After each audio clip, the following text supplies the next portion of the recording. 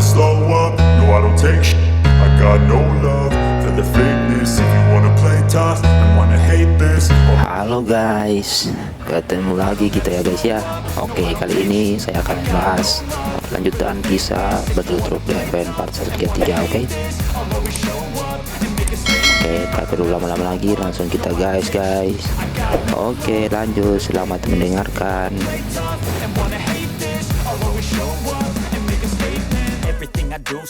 Cerita berkancut dengan kelompok Xiaoyan yang melakukan perjalanan menuju ke Pavilion Bintang Jatuh, dan setelah hampir 1 bulan mereka pun sampai di suatu hutan. Tak lama Feng Zunzi pun mengeluarkan batu giok tua sebelum akhirnya batu giok pun terbang dan seberkas cahaya bintang aneh menyebar dari dalamnya. Akhirnya cahaya pun membentuk pintu spasial besar di depan tatapan tertegun kelompok dari dokter peri kecil. Feng Zunzi pun segera mengajak mereka semua untuk masuk karena di dalam tempat ini adalah markas sebenarnya dari Pavilion Bintang Jatuh.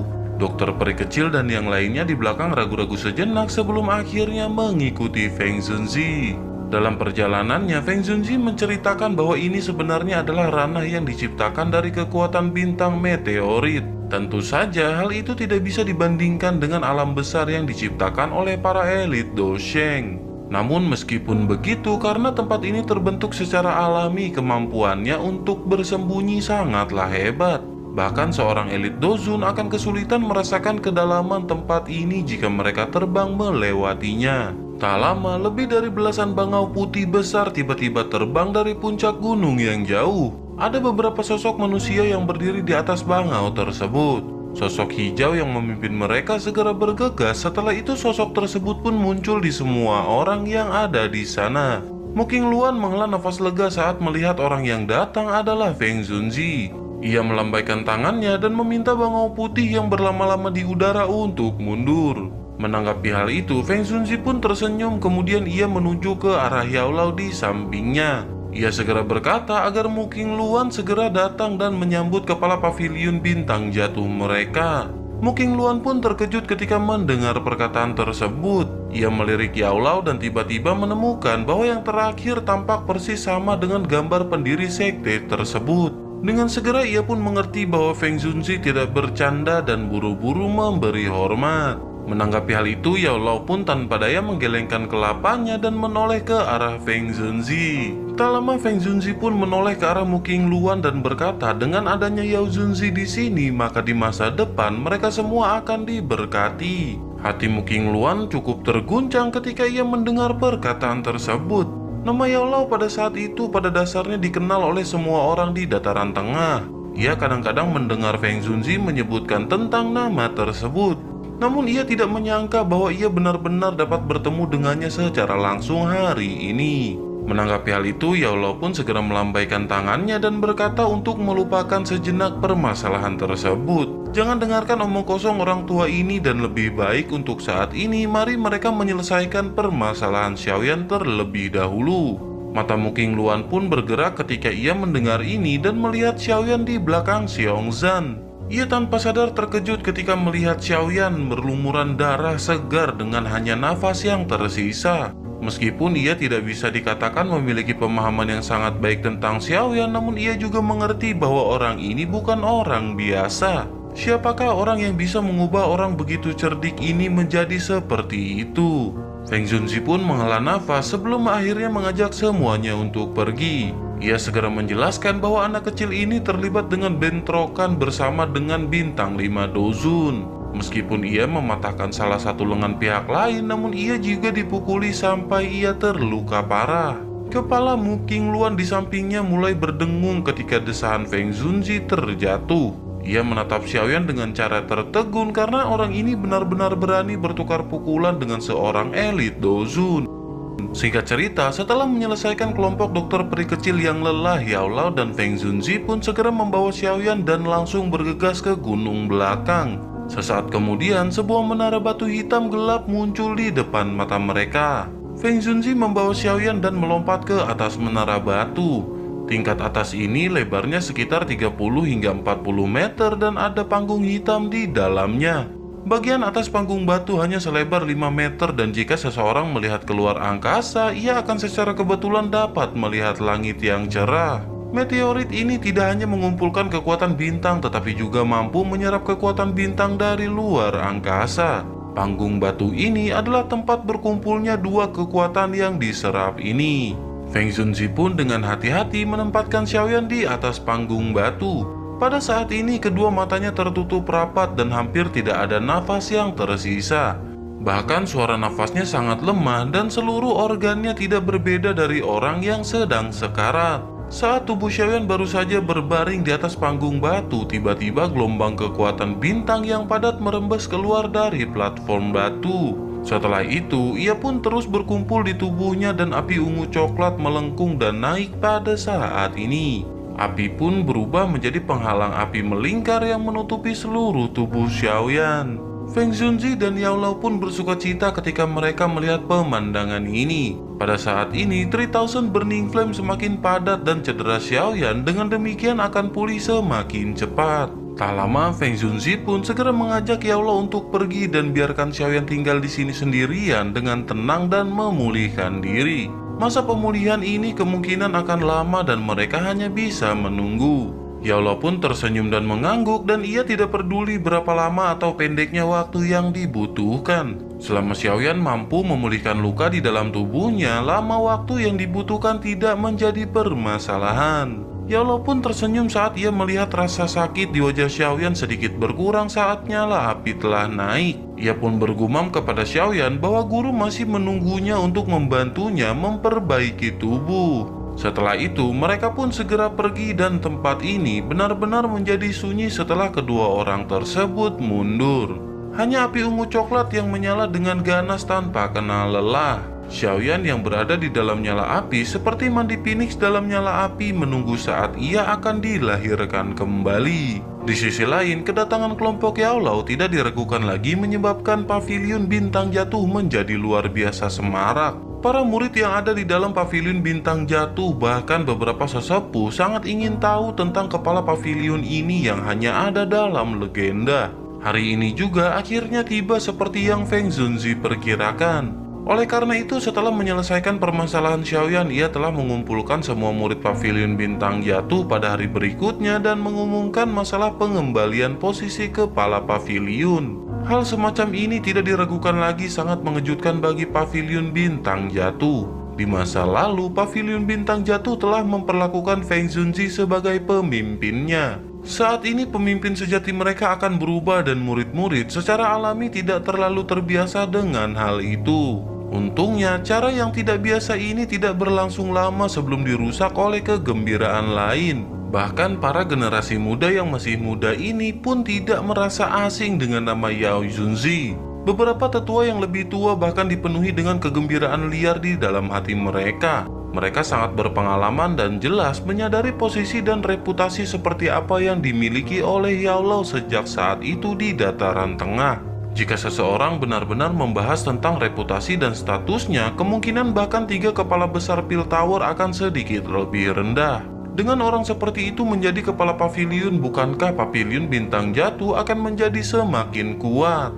Yao Lao hanya bisa tersenyum pahit dalam menghadapi situasi seperti itu. Namun ia tidak menolak apapun kali ini. Feng Zunzi menghela nafas lega di dalam hatinya ketika ia melihat bahwa Yao Lao tidak menemukan alasan untuk menolak hal tersebut.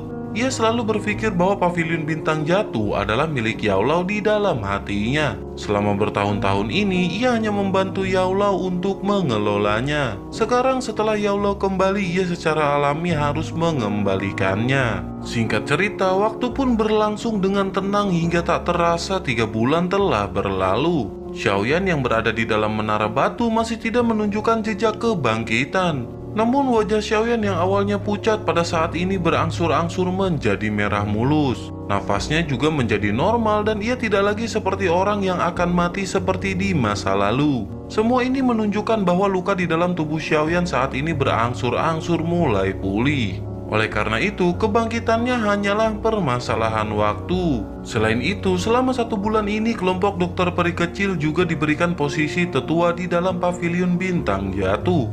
Mereka awalnya ragu-ragu sejenak sebelum akhirnya memutuskan untuk menerima tawaran dari Feng Zunzi. Feng Zunzi dan sesepuh dari Paviliun Bintang Jatuh lainnya tersenyum bahagia di hadapan kelompok kuat yang bergabung dengan mereka.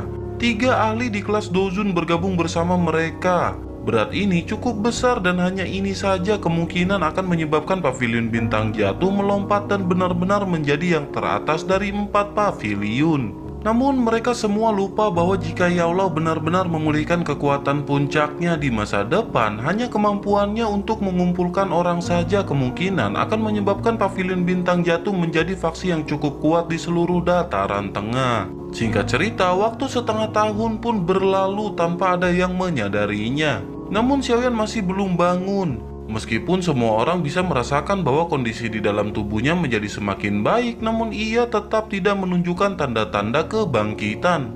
Bahkan Ya Allah merasa agak tidak berdaya menghadapi pemandangan ini. Satu-satunya yang bisa ia andalkan mengenai permasalahan ini adalah Xiaoyan sendiri. Cerita beralih ke wilayah barat laut benua Doki, tepatnya di Kekaisaran Jiama di kota suci Jiama. Setiap warga Kekaisaran Jiama sadar bahwa penguasa sejati Kekaisaran ini bukan lagi keluarga Kekaisaran Jiama. Sebaliknya, itu adalah aliansi yang disebut dengan aliansian. Setiap orang di dalam Kekaisaran Jiama sadar bahwa pendiri penguasa mutlak di dalam Kekaisaran Jiama saat ini adalah orang yang disebut Xiaoyan. Ia secara pribadi telah mengakhiri era Misty Cloud di dalam Kekaisaran Jiama dan memulai dengan era aliansian. Di aula besar yang megah dan menjulang tinggi di tengah kota suci Jiama, berdiri seorang wanita yang mengenakan jubah cemerlang.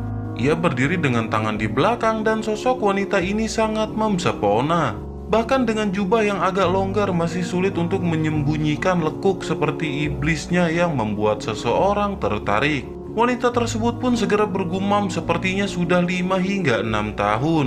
Xiaoyan telah berjanji kepada ratu ini bahwa ia akan kembali. Jika Xiaoyan memakan kata-katanya, maka ia akan merobek mayat Xiaoyan menjadi puluhan ribu keping bahkan jika Xiaoyan mati. Wanita cantik dan seksi tersebut pun mengepalkan tangannya sedikit dengan ekspresi rumit melintas di mata cantik yang dipenuhi dengan daya pikat. Tak lama terdengar suara bocah lembut yang memanggilnya ibu dari belakangnya. Ekspresi sedingin es di wajah wanita menyihir ini segera menghilang setelah mendengar suara tersebut. Ada semacam senyum indah yang bahkan Xiaoyan belum pernah lihat sebelumnya telah muncul. Setelah itu, ia pun dengan cepat berbalik dan melihat ke arah di mana suara tersebut berasal. Di atas tangga batu terlihat seorang anak berusia 2 tahun atau lebih sedang berdiri. Hal yang membuat seorang merasa terkejut adalah bahwa anak kecil ini digantung setengah inci dari tanah tanpa meminjam dukungan apapun. Berdiri di udara kosong, hal ini adalah sesuatu yang hanya bisa dicapai oleh elit Dozong. Ketika wanita tersebut menoleh, pakaian anak kecil tersebut pun bergoyang dan seekor ular kecil 7 warna keluar dari pakaiannya. Setelah itu ular pun diletakkan di tangan kecil putih lembut anak tersebut. Ular pun mendesis dan menjulurkan lidahnya, dan dari penampilannya ini secara mengejutkan persis sama dengan piton penelan surga 7 warna dari dulu. Di sisi lain, di bagian atas menara batu, seorang pria muda duduk di platform batu dengan mata yang tertutup rapat. Semacam api ungu coklat berlama-lama di sekitar tubuhnya, dan nyala api ini menyala dengan ganas dan sebenarnya samar-samar memancarkan semacam kekuatan hidup yang hebat. Mata dokter peri kecil terkejut saat melihat pemuda dalam nyala api dari sisi platform batu.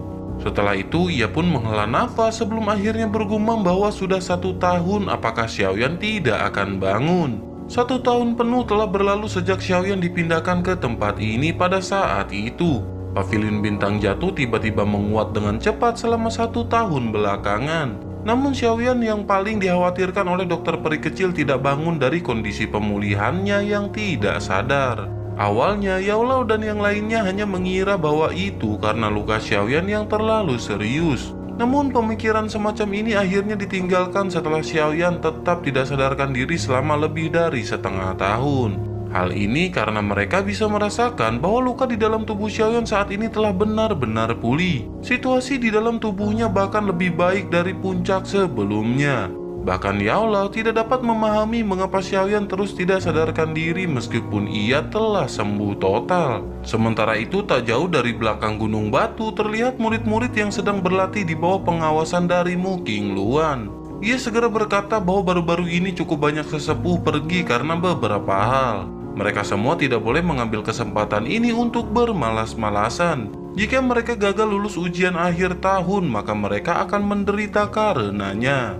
Menanggapi hal itu, seorang junior wati segera berkata agar kakak Mu King Luan tidak perlu khawatir dan tetap yakin. Selain itu, ia baru-baru ini mendengar bahwa tampaknya ada beberapa peninggalan kuno yang muncul di 10.000 pegunungan besar di perbatasan wilayah selatan dataran tengah. Mungkinkah sesepuh telah pergi ke sana karena permasalahan ini?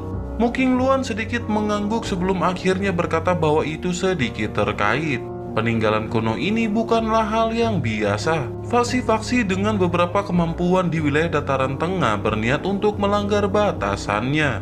Namun 10.000 pegunungan besar berada di dalam wilayah binatang. Itu adalah wilayah suku Magical Beast dan orang-orang tua yang cerdik itu pasti tidak akan senang berbagi peninggalan kuno dengan orang lain. Oleh karena itu cukup banyak pertempuran akan terjadi ketika saatnya tiba. Salah seorang junior di sana segera tertawa sebelum akhirnya mulai berbicara. Dikabarkan bahwa Skildo kelas Tian bahkan telah muncul di sana. Siapapun yang bisa mendapatkannya, maka ia akan sangat beruntung. Mu King Luan memutar matanya dan berkata agar mereka jangan melamun.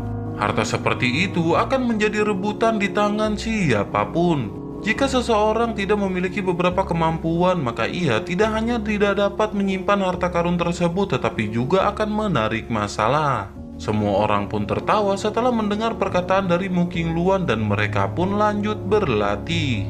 Namun ketika mereka hendak duduk dan bersiap untuk berlatih, tiba-tiba seluruh gunung pun bergetar. Langkah kaki beberapa orang terhuyung-huyung sedikit dan mereka pun hampir jatuh. Mereka segera bertanya apakah yang telah terjadi.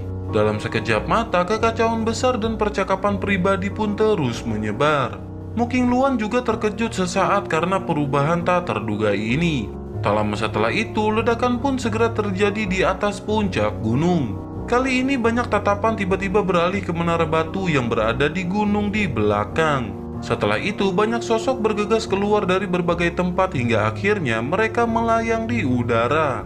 Mata mereka terkejut dan tidak yakin saat mereka melihat ke arah gunung belakang. Mereka samar-samar bisa merasakan aura yang sangat menakutkan dan aura tersebut seperti naga besar yang tertidur perlahan-lahan terbangun. Dua sosok tua juga dengan cepat muncul di udara dan mata mereka melihat keributan menara batu di belakang gunung. Dengan segera kegembiraan liar yang tidak bisa disembunyikan melintas di mata mereka setelah mereka merasakan aura menakutkan.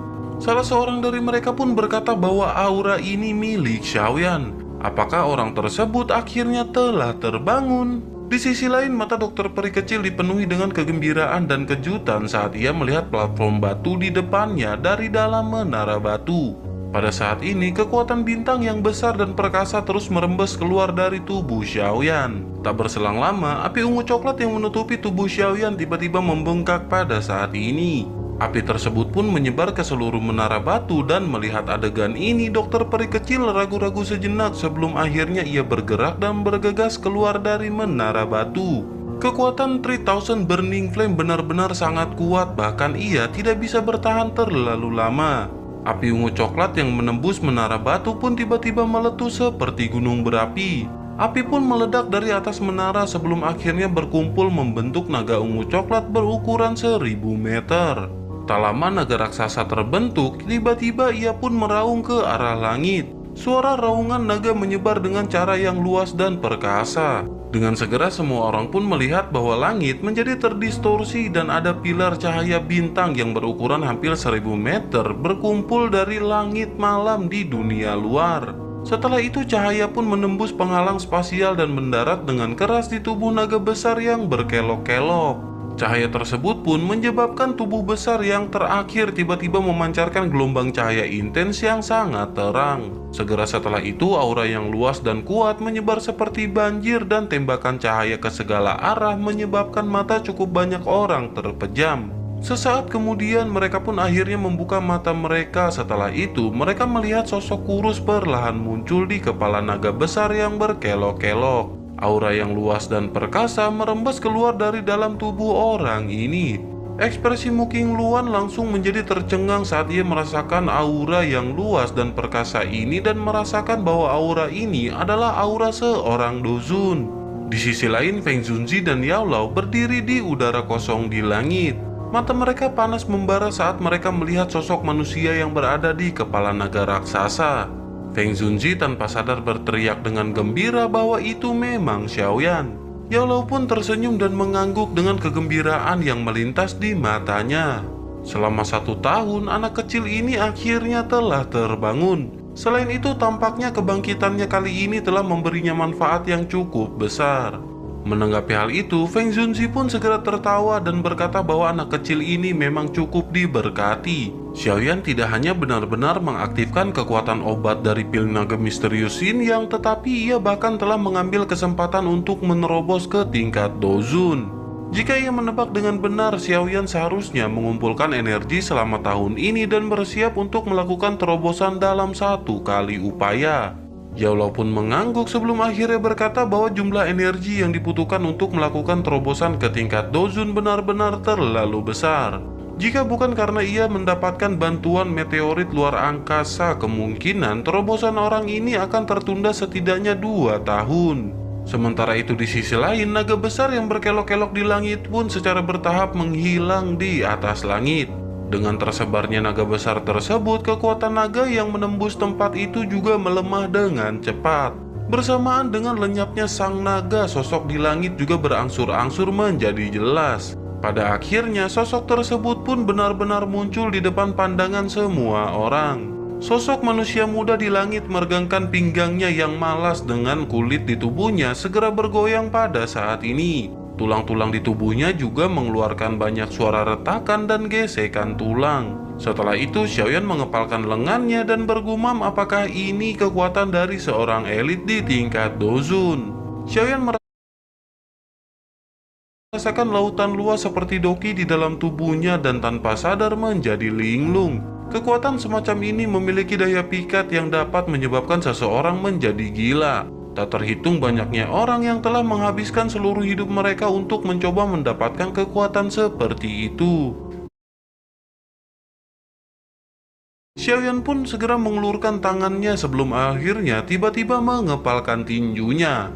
Ruang di hadapan Xiaoyan tiba-tiba terdistorsi menjadi depresi yang aneh. Jika pengepalan ini terjadi kepada tubuh seseorang, bahkan tubuh seorang ahli dozong akan hancur menjadi tumpukan darah dan daging. Senyum pun perlahan muncul di wajah Xiaoyan saat ia merasakan kekuatan besar dan kuat yang bisa mengubah ruang hanya dengan mengangkat tangannya. Tahap ini sangat jauh dan tidak terjangkau ketika ia melihatnya pada saat itu. Namun pada saat ini, bagaimanapun ia telah benar-benar mencapainya. Tak lama sosok Feng Zunzi